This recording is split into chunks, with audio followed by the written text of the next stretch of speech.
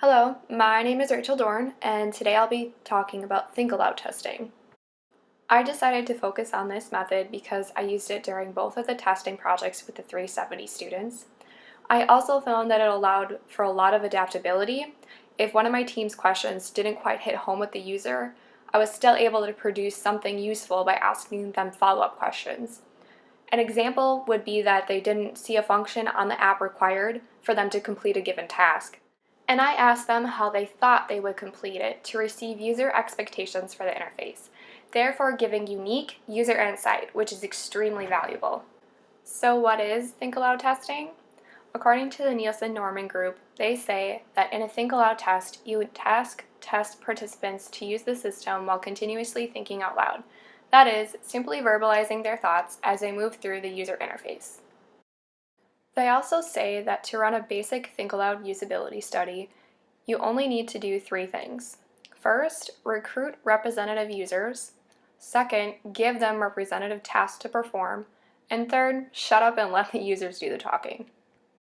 According to the Handbook of Usability Testing, during the Think Aloud, some users will naturally verbalize what they are doing and thinking throughout the test.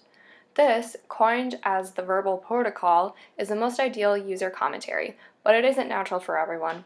Prompting users to think aloud during the test reveals important clues about how they are reacting to an interface and whether that reaction matches to how the interface was designed. If not, it shows why a problem exists, and the user will explain how they did or plan to work around. Some of the disadvantages of this method are users filter when consciously or unconsciously and leave things out as they talk.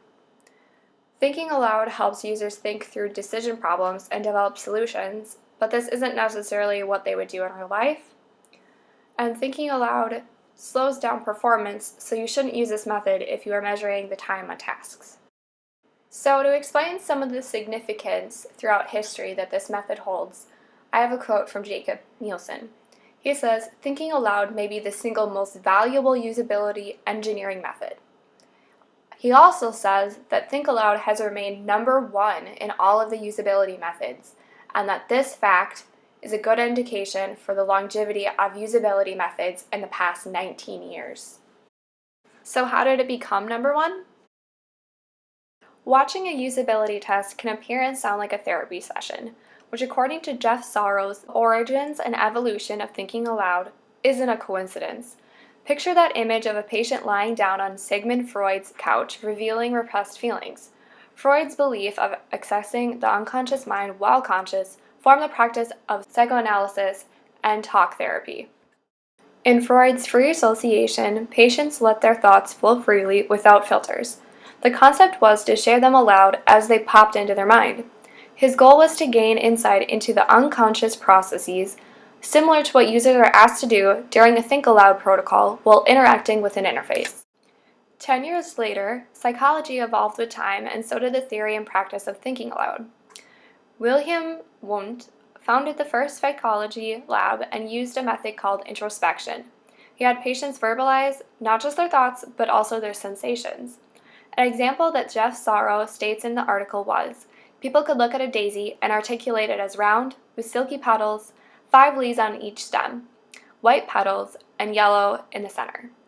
Wundt also asked them to describe the feelings associated with these perceptions, such as it making them feel happy or young at heart. He then analyzed the relationship between sensations and feelings. A student of Wundt, Techner, brought this form of analyzation to the US and developed it as a more systematic method, which is similar to commenting on a user interface and usability testing today.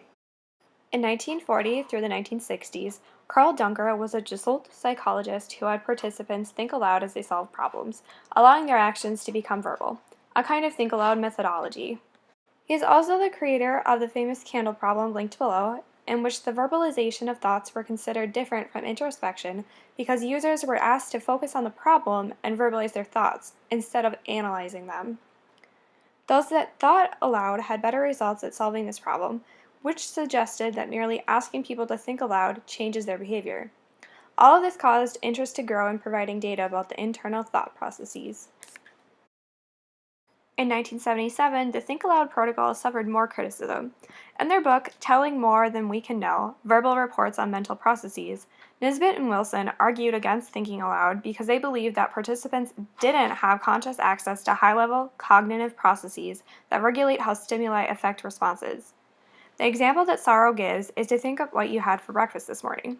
Can you describe how you came up with your answer? Describing how you came up with how you recalled having breakfast is certainly different and difficult to ascertain than simply recalling the pancakes you ate.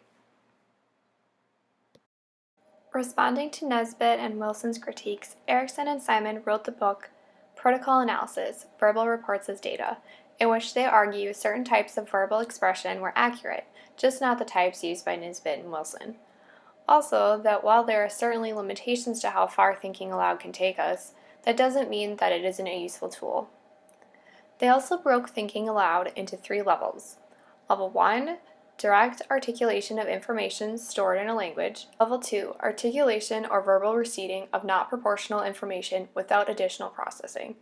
Level 3, articulation after scanning, filtering, interference, or generative processes have modified the information available. They said that when the information being processed to perform the main task is not verbal or proportional, it will likely slow down and affect performance. But when tasks fall into level 1 thinking aloud will not change the course and structure of cognitive processes. Bottom line, the interaction between tester and user is small, and the users were never asked to filter, analyze, explain, or interpret their thoughts, even if what they say is difficult for the tester to understand. Bringing us into the 2000s up until today's age, researchers use Think Aloud protocols commonly within usability testing. It is said that Think Aloud protocols provide a wealth of qualitative data into the thought processes and potential cause of problems. So who is gleaming in the spotlight these days? Dumas and Lauren have developed detailed guidelines for moderators. Also, research by Bourne and Ramy have found inconsistencies in how testers use the Think Aloud method. Typically, it will deviate from the concept that Erickson and Simon put forth. They argue that the speech communication theory, where the facilitator, the listener and secondary speaker, and the user, which is the primary speaker, have defined roles, which creates more fruitful results because they're actually talking to each other. So, in conclusion, Think Aloud is cheap, robust, flexible, convincing, and easy to learn. So these are all the positives that have really attracted me to this method. However, it is very unnatural because you typically don't sit around just talking to yourself all day. Also, it is filtered because not everybody is completely honest in these types of situations, and they might be trying to save face. It's also biasing user behavior because typically when you go into an interface, you aren't telling someone how you're interacting with it.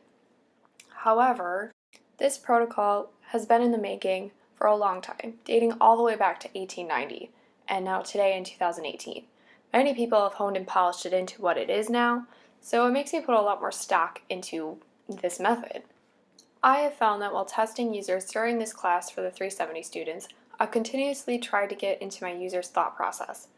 This method has done the absolute best for me personally, and I think if I was ever to do usability testing again, I would choose this because I can adapt the test to my needs on the spot. Thank you.